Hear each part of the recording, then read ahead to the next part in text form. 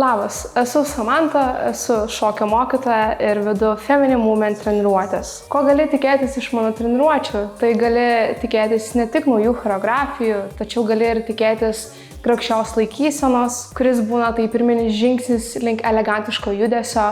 Gali tikėtis ir technikų, gali ir tikėtis ir improvizacijų būdų. Taip pat mokinius skatinu ir emocinio saugumo ir pasitikėjimo savimi. Tai yra labai svarbu, o filmavimo metu skatinu atrasti savo kūrybiškumą ir kūrybą. Kaip ir daugelis kitų šokėjų, mane į šokio pasaulį atvedė šeima. Visados domėjausi menu ir norėjau šokti kitiems. Čia aš supratau, jog man šokio pasaulis labai patinka ir jame jau sukuosi 15 metų, jame augu, tobulėjau ir pildu savo svajones. Mano grupėse vyrauja šilta, draugiška ir palaikanti atmosfera.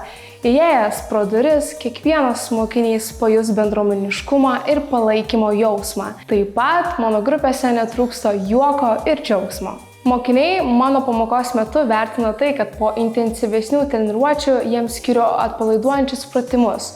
Jie gali pasirinkti savo mėgstamą muziką ir atlikti tempimo pratimus. Taip pat darau ir įvairius ir kūrybiškus apšilimus, kuriuos kiekvieną kartą stengiuosi daryti vis skirtingus ir įtraukiu vis naujus elementus. Tad kviečiu į savo šokio treniruotės.